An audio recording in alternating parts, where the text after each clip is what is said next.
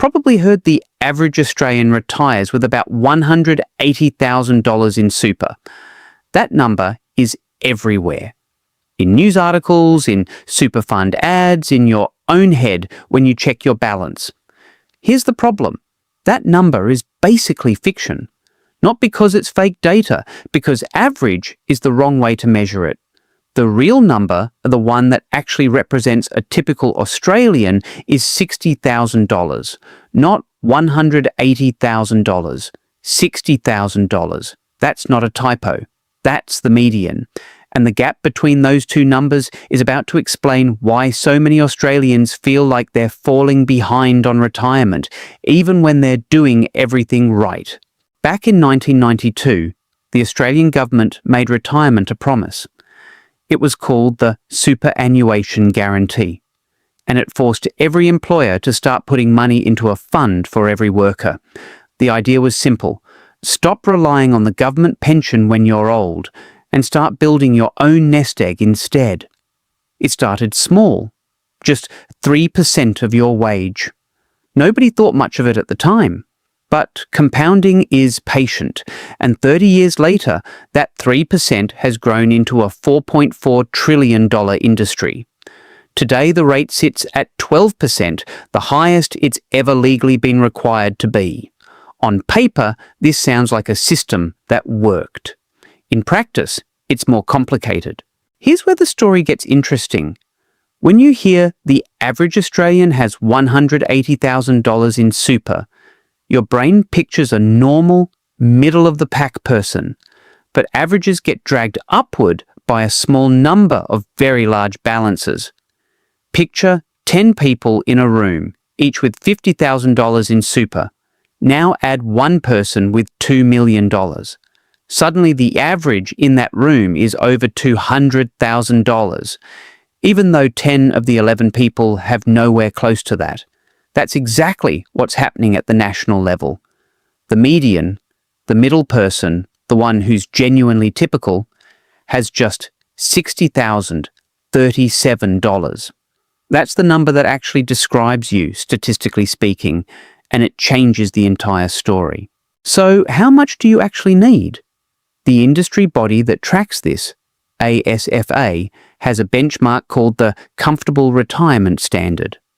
As of early 2026, that number is $630,000 for a single person, or $730,000 for a couple. That's what it takes to fund things like regular meals out, private health insurance, and the occasional overseas trip in retirement. Here's the gap. Right now, somewhere between 75 and 80% of Australians retire with less than $500,000. Most people are not just a little short. They're hundreds of thousands of dollars short of the number they were told to aim for. And the target keeps moving. It was $595,000 just a couple of years ago. Every time the cost of living rises, the finish line moves further away. There's another layer to this story that gets less attention than it deserves. Women retire with roughly 23% less super than men on average. The reason isn't a mystery. It's parental leave, career breaks, and part-time work in industries that historically pay less. Look at a couple in their mid-40s with kids. The average man in that bracket has around $271,000 in super. The average woman with the same number of kids has around $161,000. That's not a small gap. That's the difference between retiring comfortably and not. And it compounds, literally. Every dollar not contributed in your 30s is a dollar that never gets 30 years to grow. Divorce makes it worse. Divorced women in their 50s have a median super balance of $120,000 compared to $150,000 for divorced men the same age.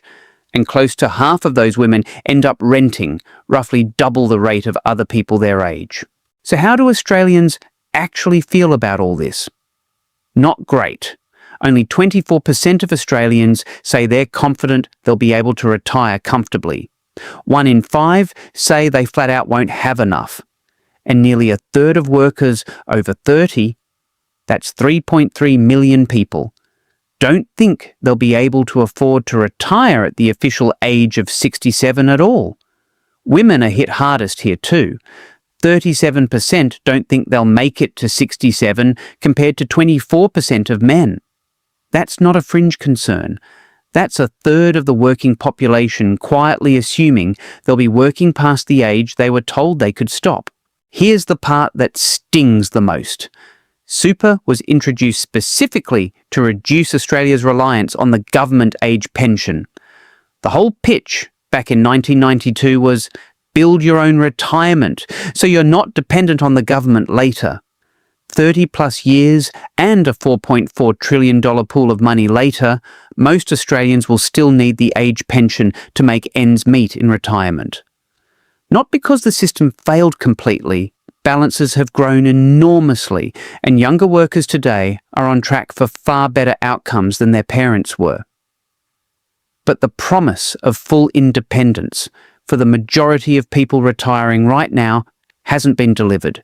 The system is working. It's just working more slowly and more unevenly than the story suggests. So, where does this leave you? If you're in your 20s or 30s today, you're actually in a better position than any generation before you. You'll get the full 12% contribution rate for your entire working life and decades of compounding ahead of you. If you're in your 40s or 50s, the median versus target gap is real, and it's worth actually checking your number instead of assuming you're about average. The single most useful thing you can do after watching this is simple. Log into your super account today and compare your actual balance to the median for your age group, not the average, because the average was never really about you in the first place. The retirement system in Australia isn't broken, but it isn't the guarantee it was sold as either. Knowing where you actually stand, median, not average, is the first step to closing the gap instead of being surprised by it in 20 years. If this changed how you think about your own super balance, it's worth sharing with someone who checks their super about as often as you do, which is to say, never. Subscribe for more videos that cut through the noise on money, tax, and retirement in Australia.